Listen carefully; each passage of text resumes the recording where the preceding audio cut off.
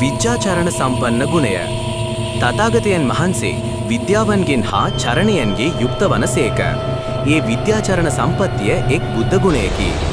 ඒ දෙය කරුණු නිවැරදි ලෙස දන්නා නුවණ විද්‍යා නම් වේ. ලෝකයේහි අනේක විද්‍යා ඇත්තේය.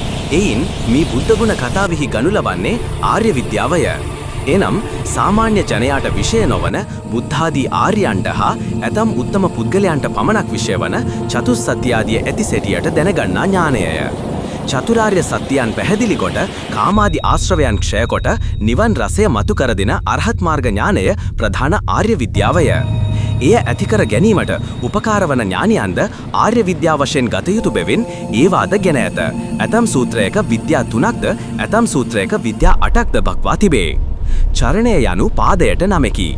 ආර්ය විද්‍යාව ලැබීමට හා නිවන් ලැබීමට උපකාර වන ශීලාදී ගුණධර්ම සමූහය නිර්වාණය කරා යාමට පයක් වන බැවින් ඒවාට චරණයයි කියනු ලැබේ. ත්‍රිශික්ෂාවෙන් ශීල සමාධි දෙක චරණයට අයත්ය. ප්‍රඥාව විද්‍යාවය. විද්‍යා චරණ දෙකින් පළමුවෙන් සම්පාදනය කළ යුත්තේ චරණයය. චරණයේ නොපිහිටා චරණය නැතිව විද්‍යාව නොලැබිය හැකිය. ප්‍රතිපත්ති ක්‍රමය අනුව කියතොත් චරණ විද්‍යා සම්පන්නෝයි චරණය මුලට තබා කිය යුතුය. විද්‍යාව මුලට තබා විද්‍යා චරණ සම්පන්නෝයි කියා තිබෙන්නේ කීමේ පහසුව සඳහාය. ද්වන්ද සමාසයේ අකුරු අඩුපදය මුලට යොදා ගැනීම භාෂා රීතියය.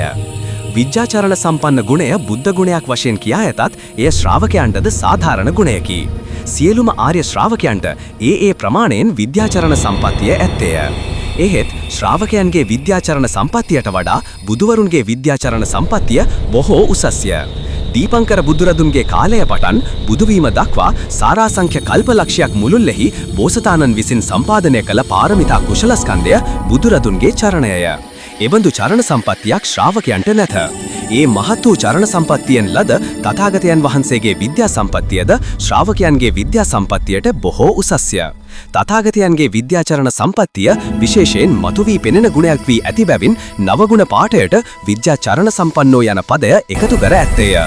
අරහන් මාර්ග සංඛ්‍යාත ආර්ය විද්‍යාව නොලබා කාමාදී ආශ්‍රවයන් ක්ෂය කොට නිවනට නොපැමිණිය හැකිය. පූර්වභාග ප්‍රතිපත්තිය වූ චරණ සම්පත්තියෙන් තොරව ඒ විද්‍යාව නොලැබිය හැකිය. එබැවින් නිවනට පැමිණි දුක් කෙලවර කරනු කැමති සෑම විසින්ම විද්‍යාචරණ සම්පාදනය කළ යුතුමය. අරහත්වය සඳහා පෙරම් පුරණ කාලයේදීම විද්‍යා පක්ෂයට අයත් පාරමිතාවන් හා චරණ පක්ෂයට අයත් පාරමිතාවන් පිරිය යුතුය. චරණ පක්ෂයට අයත් පාරමිතා නම් දානය, ශීලය හා සමාධි භාවනාවය. විද්‍යා පක්ෂයට අයත් පාරමිතා නම් ස්කන්ධාදී ධර්ම විභාග උගෙනීම හා විදර්ශනා කිරීමය. චරණ පක්ෂයට අයත් පාරමිතා පමණක් ඇතිවුන්ට ලෞතුරා බුදු කෙනෙකුන් හමුව දහම් අසන්නට ලැබුණේ වී නමුත් අතීතයේහි සම්පාදනය කළ විද්‍යා බීජය නැති බැවින් මගඵල නොලැබෙන්නේය. බුදුන් දැක දහම් අසා මගඵල ලබා නිවන් දැකීමට නොසමත් වූවෝද ඊතා බොහෝය. අතීතයේහි ස්කන්ධාදී ධර්ම උගෙන විදර්ශනා වඩා විද්‍යා බීජය සම්පාදනය කරගෙන ඇති සත්පුරුෂයන්ට බුදු කෙනෙකුන්ගෙන් දහම් අසන්නට ලැබුණු විට ලෙහෙසියෙන්ම මගඵල ලැබෙන්නේය. උපටා ගැනීමකි පරම අතිපූජනීය රේරුකානේ චන්ද විම ස්වාමින් වහන්සේගේ බෞද්ධයාගේ අත්පොත ධර්මදානය පාට්ටු නිර්වාණා ටීවී මගින්